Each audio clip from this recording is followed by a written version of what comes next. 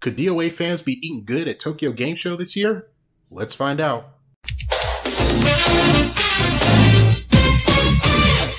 What's up, guys? This is Osmic, your content creator for Dead or Alive lore and trivia. Yes, I'm aware I'm late to the party on this topic, but that ain't gonna stop me from talking about it. A few days ago, Koei Tecmo announced that they'll be available at Tokyo Game Show this year, complete with its own website and timeline of reveals leading up to the event.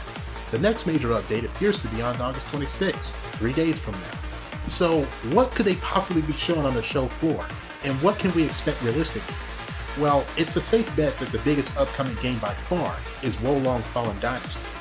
Since Koei Tecmo recently announced that they're done with Nioh after Nioh 2 Complete Edition, Wolong looks to be the successor for current-gen consoles, the PS5 and Xbox Series. Also, Wanted Dead is another new game on the horizon, but it has recently announced a delay to February of next year. So where does that leave Ninja Gaiden? With Ninja Gaiden Master Collection being released a year ago, there's always that possibility of an announcement of a Ninja Gaiden sequel, but I wouldn't get my hopes up just yet. They might update the Master Collection to allow online multiplayer along with other tweaks in high demand, but that's all we can hope for. The addition of Ninja Gaiden Black and the original Ninja Gaiden 2 is a reach at best, since according to Koei Tecmo, they lost the source code, meaning the only way to play them is still exclusively on Xbox consoles. But the question on most people's minds is this: what about Dead or Alive? We don't have to worry about Extreme Venus Vacation dying anytime soon, as we're still getting every new girl under the sun that's not named Christy, Lisa, Rachel, or Mila. But the fighting games? Well, keep your expectations to near zero. But to play devil's advocate, let's say there is a slim chance we'll get some form of a DOA fighting game fix.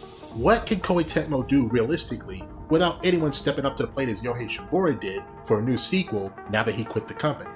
Well, they can always re-release an updated version of Dead or Alive 6 with rollback netcode, major system and character balance tweaks, and the addition of tag mode since the new consoles can handle it.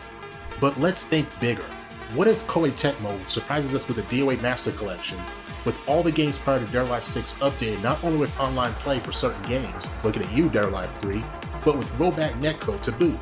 Now that may sound a bit ambitious at first, but when you look at the abundance of fighting games making the switch to rollback netcode lately, the idea isn't that far-fetched.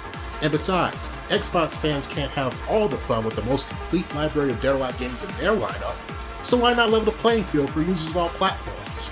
If this collection is to be realized, the ideal collection would look something like this: a port of Dead or Alive 1 and Dead or Alive 2 Ultimate, Dead or Alive 3, Dead or Alive 4, and of course, Dead or Alive 5 Last Run.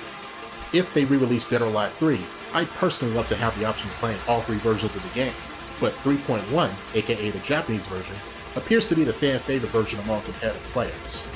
And if Dead or Alive 5 Last Round is added to the collection, and that's a big if, it has to have all the DLC, including My Shiranui and licensed costume collaborations, available from the start.